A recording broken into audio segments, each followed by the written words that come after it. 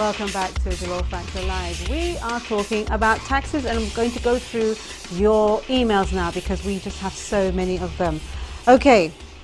In other countries, if government owes a taxpayer a refund and they are unable to pay out before the due date, then the government would have to pay you interest, the same way the government charges you if your payment is late.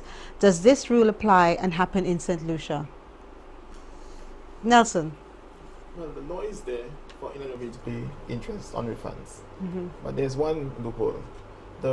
For inland revenue to pay interest on refunds, they have to generate the assessments. So what inland revenue does, they hold back the assessments until they have the money to pay. So in that case, they avoid paying the interest. But the law is there. I see Marcia. For those people who can't see Marcia, I can feel Marcia as opposed to seeing her.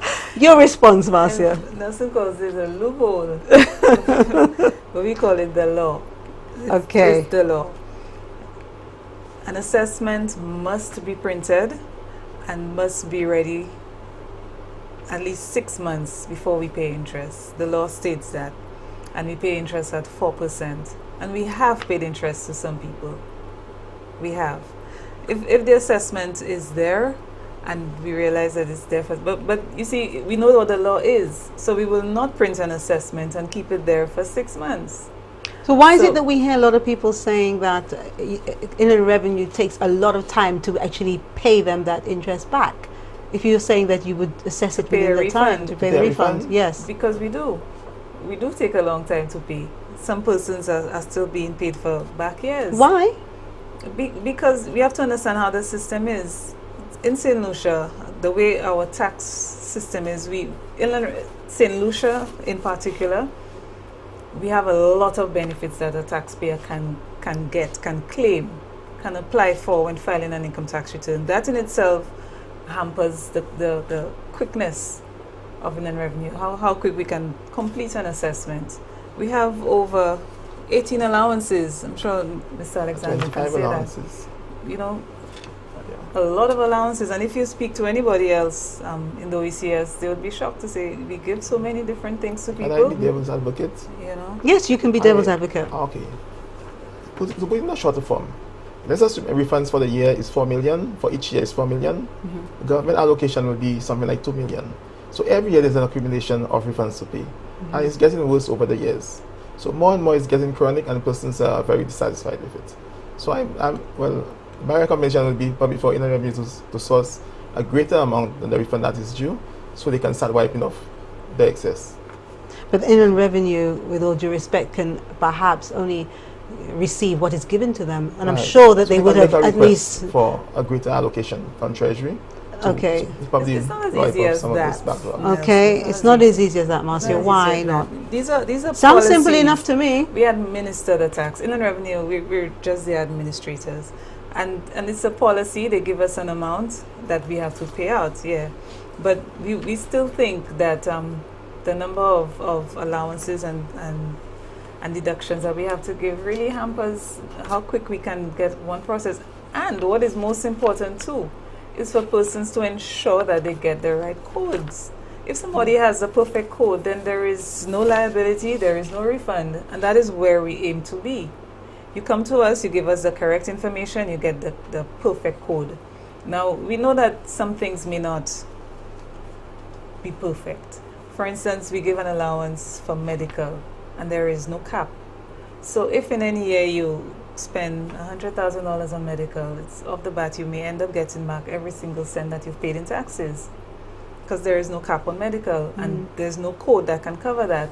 But barring these allowances, you can aim to try to get the perfect code, pay just the amount of tax. That now, you're saying that, let me just say, you're saying that, and all well and good, but I'm sure that there are some crafty people out there who try to pull a fast one over inland revenue. Can you tell us perhaps whether that is a fact in terms of people try to pull a fast one over you, but you are aware of it? Oh yeah, they try. They try to use us as a bank.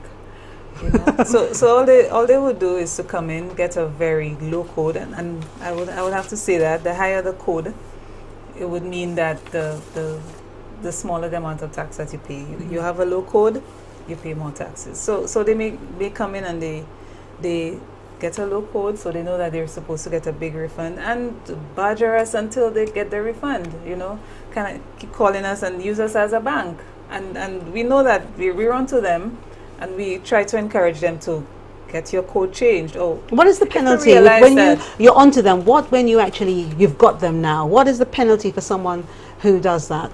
There is no penalty. There is no penalty for that. All we can do is to change the code ourselves. We realize what is happening, we can get the code changed. Okay, well, for them, that is the penalty. But again, the tax code will only pertain to employees, individuals. But persons like, let's say, contractors and self-employed persons, sometimes they do pay what you call a 10% withholding tax. Like when they do work for an institution, let's say a hotel or something, the hotel will withhold 10% of what they pay to them. Right. So those persons, when they file, sometimes they have huge refunds. And even that poses a problem when Inland Revenue comes to pay them. Because Inland Revenue has things in place right now that once the refund is over 5,000, they'll automatically, let's say, review it or audit it. See, that's, I think that's one of the good reasons for people to come to people like yourselves, and perhaps if there is enough time to get to Inland Revenue before filing, because then you can know what you can and what you're entitled to, what you can do, what you can't do. You know, and I always think, just be honest about your finances, because when you're not honest about them, you get caught one way or the other. You know, and certain things can be backdated, can't they? So let's go through quickly your suggestion. So I suggest persons who have a business or are contractors, those persons should really look for somebody who really knows about, you know, the taxes and can look after the best interest. Okay, all right. Here's another question. Why is it that people have been paying their taxes, and when they file their tax returns, the Inland Revenue Department asks for so much more before they can sign a paper so that the person can get their tax return? I think basically what they're talking about the runaround. There's too much runaround trying to get it sorted. Have you heard that before, Marcia? I have not heard, because we don't ask anybody to sign anything extra. We have the checklist, and the checklist would say exactly what you need probably that's to what put it is. together.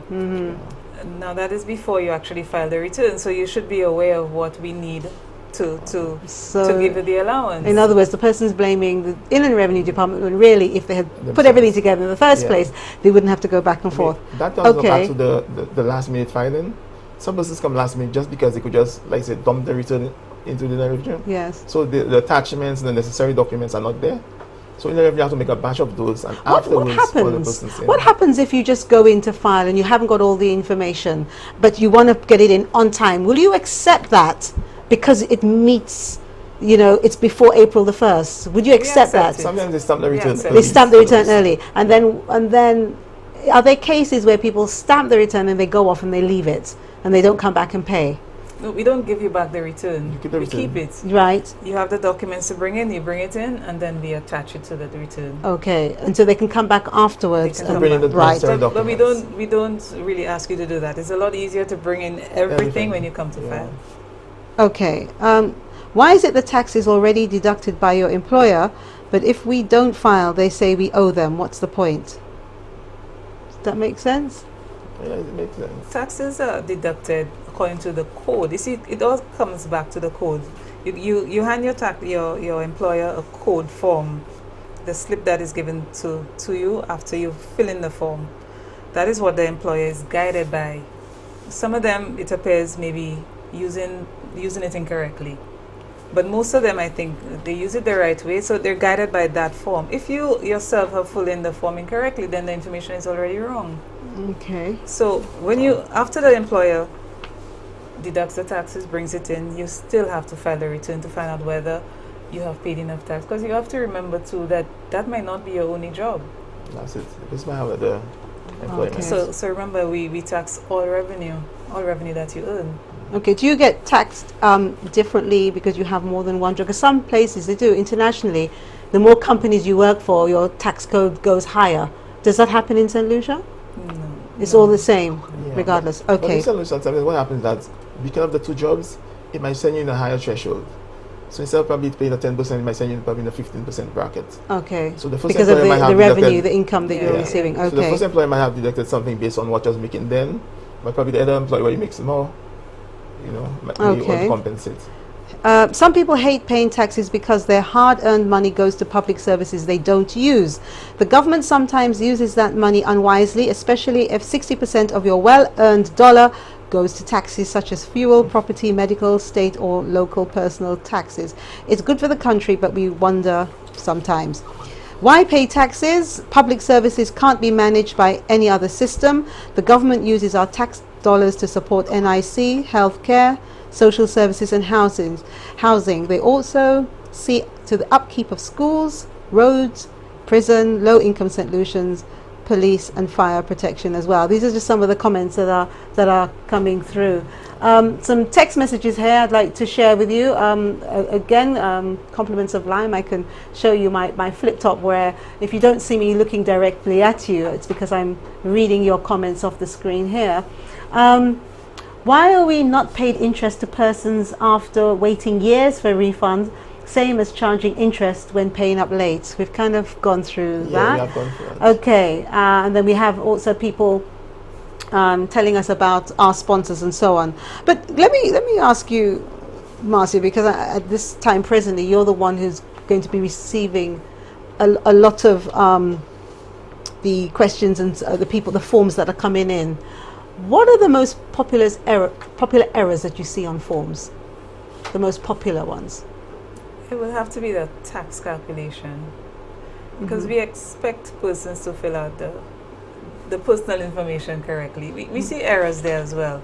People don't read. We still find that people do not like to read. So sometimes the basic information like your address, they may get wrong. They may just put it in the wrong place, put in a work address instead of where they actually That live. could be nerves. You know, they're nervous, and so... But it would actually be calculations. They may try to do the calculations and then end up doing it wrong. That is why we guide you to the site, or you come in to us and you ask us for assistance. Okay, and the website address again? It would www.ird.gov.lc. Okay, and of course, as I mentioned earlier, if you forget that, go to Google and just put Inland Revenue St. Lucia and you get it there. After the break, the phone lines will be open, so if you have any questions for Marcia and for Nelson, you feel free to do so. So this is the Delore Factor Live on DBS. See you soon.